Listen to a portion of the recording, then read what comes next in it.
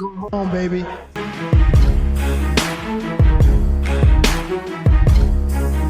Right now, we sitting here at the Upton Boxing Center where we always meet at. This is our meeting ground since we was amateurs and whatnot, right? He's coming. We waiting for our champ to get here so we can just go to Mondawmin Mall and see what's ready to unfold. 2 sparring partners and rounds is unknown. All right, y'all. Let's go. No. Bam! When they watch us in here working, they saying we going bang, bang, bang, bang, bang. There you go. Good. There you go. When he get in that ring, he's on a mission. Because he understand that he got to put his pants on, training wheels going. You got what you asked for. Let's get it now. Slow it down.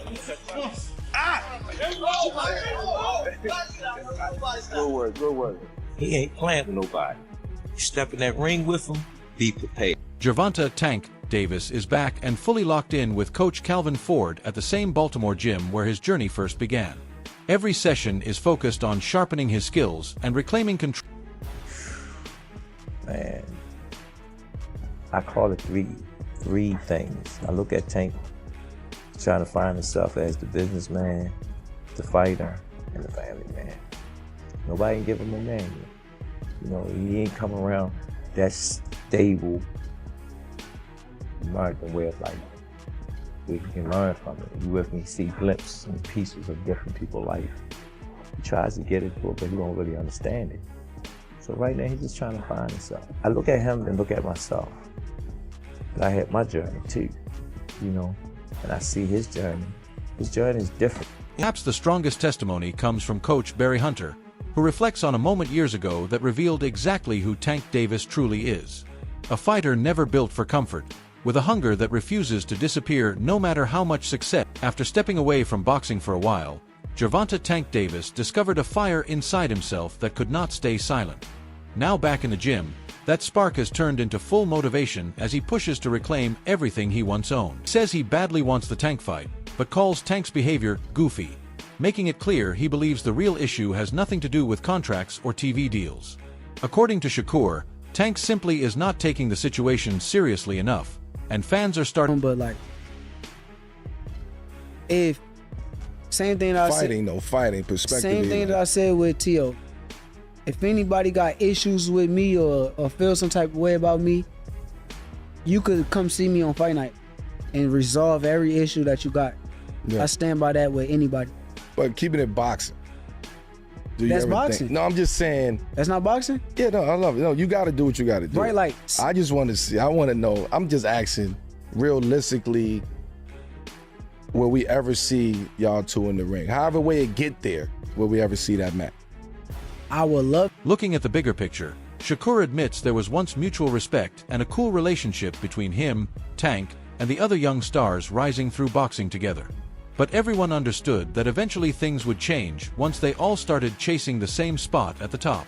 I knew I'm the one. Like, I always knew. And I feel like deep down, like, they probably won't say it, but they know. You know.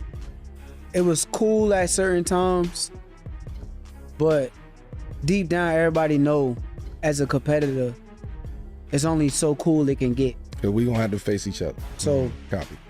Truthfully, it was cool at times, but Yeah, at the beginning. Sean Porter, a man who has shared the ring with elite fighters, believes Tank versus Shakur is a completely different challenge from anything Davis has faced before. Porter describes it as a high-level chess match where Stevenson's defensive brilliance could force Tank to evolve or risk being completely outboxed. He warns that the knockout formula Davis has relied on for years may not work against a technician like Shakur. Everybody thinks that Tank is gonna go in there and just knock out Shakur. It's gonna That's not gonna happen. But it didn't take. It shouldn't have taken this fight. I knew he couldn't. For people to realize that. Right. I knew that too. But yeah, Shakur is a defensive specialist. And I've been saying this for a long time. If you pay attention to how Tank would react whenever Shakur's name came up, I was like, yo, it's something that Tank knows that most people don't know or understand. There's something that he sees in Shakur. It could be the fact that Shakur was a 2016 silver medalist, you know? He might got a lot to do with it. He's that, you know, the silver child of the... Porter also explains that the best fighters are not simply the hardest punchers, but the ones who can adapt when their original game plan fails. Elite boxers learn to change gears mid-fight when the knockout is not there and the usual strategy stops producing results. The fight with Shakur, you're going to see this boxing style that you don't usually get from Tank. You're going to see IQ. We saw IQ, but to me, it was low IQ because the reason why it was low IQ is because everybody followed the script. And what I mean by that is you see somebody's IQ take place when a fighter makes an adjustment, and now you have to adjust to what that fighter is doing, and that's kind of where you see who's smart, you know what I mean? Who get a hold of it. I think my fight with Terrence shows a very high level of IQ from both of us. You know what I mean? For sure. And that's what Tank is gonna do with Shakur. He's gonna come into the ring and be a different version of himself. Roy Jones Jr. also gives his breakdown of the Tank versus Shakur matchup, pointing to discipline as the biggest factor favoring Stevenson, and his opinion, Shakur's focus inside and outside the ring is on another level, while Tank's personal struggles have raised questions about consistency when the pressure is highest. And now Shakur wins it because of his discipline, because he showed against Teofimo that he can stay very disciplined all night, and he's the type of guy, he don't really do a lot of crazy stuff in his life normally, so it's like discipline is a thing that is not only exercised inside the ring, it's exercised also outside the ring. And as we see, sometimes Gervonta has problems with discipline, but we have never seen Shakur have problems with discipline. We've seen him be more disciplined at the right times than we've seen him not have. However, Roy Jones Jr. makes it clear that a fully focused and motivated Tank Davis is still a dangerous problem for anybody in boxing. The timing, fight IQ, one-punch power, and natural instincts Davis possesses do not disappear simply because of outside distractions. Right now, I would lean towards Shakur because of his discipline, but don't get it twisted.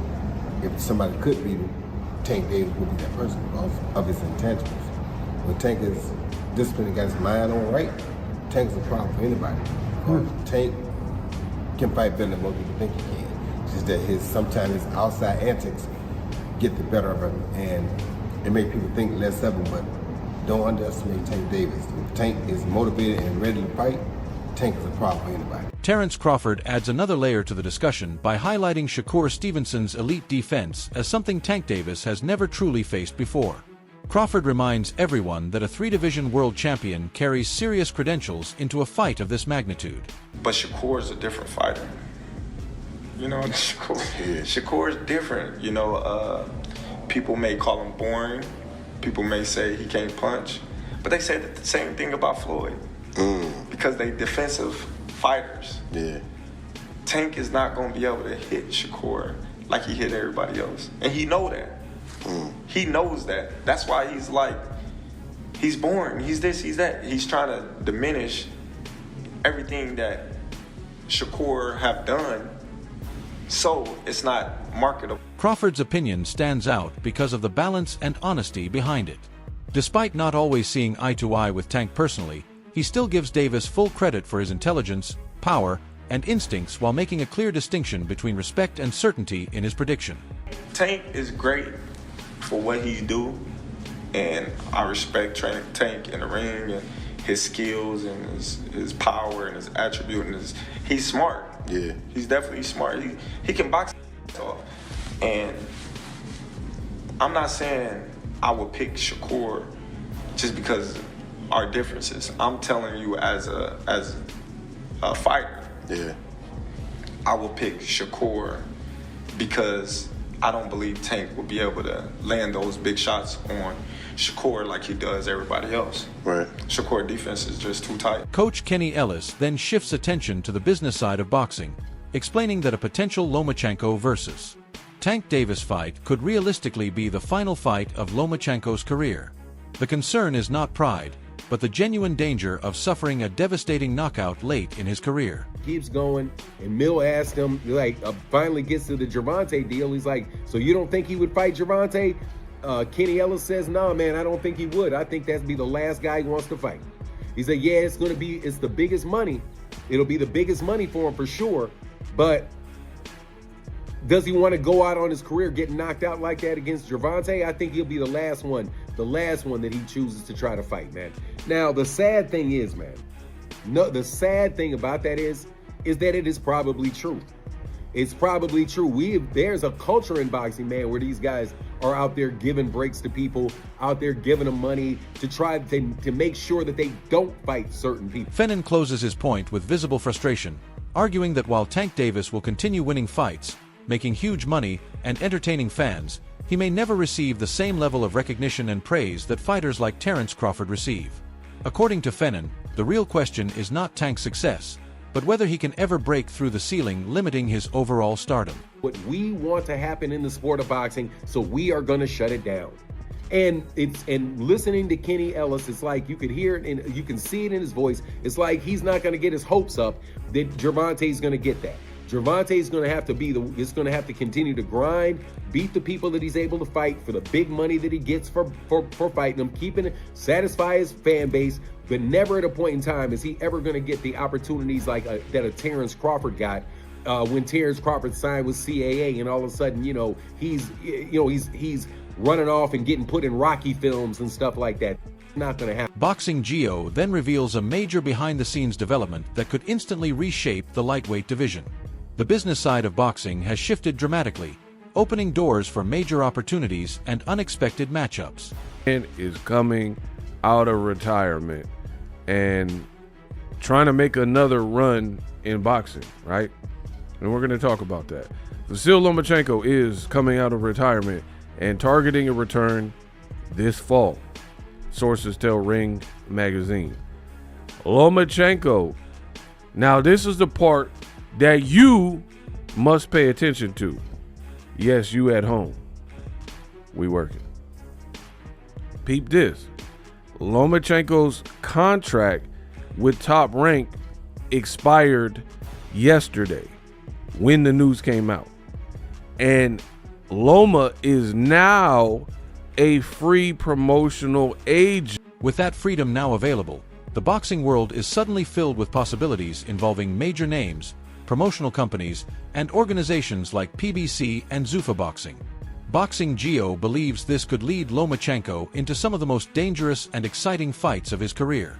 He tries to go the Gervonta Tank Davis route and link up with PBC or something to get that fight made, which would be a big mega fight, right?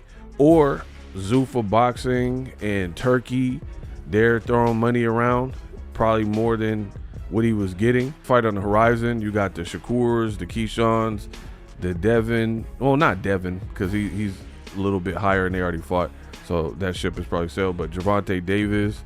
Coach Calvin Ford keeps the structure of camp simple, but demands high standards from everyone involved. Training sessions follow a strict weekly routine with one non-negotiable rule that defines the atmosphere inside Tank Davis's camp. Only those willing to truly work hard are welcome there. For Monday, Wednesdays, and Fridays. And you ain't just got to work with Tank. I got other guys that y'all can work with.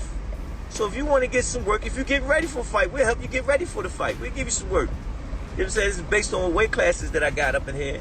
Floyd make it, that's what Floyd like. Floyd likes seeing that work, Mondays, Wednesdays, and Fridays. If you ain't coming to work, don't come. As simple as that. This work, we out here. We ain't ducking we don't duck no spawn. Everybody want to get some work. I sit back and look at this thing, man. This thing's for real. Gotta keep it tight. It's tank time. What time is it? Tank time. Tank time. T-tank.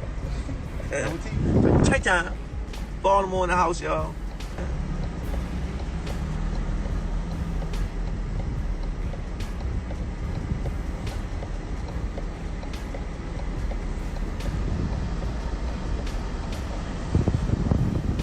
Shit up here right here.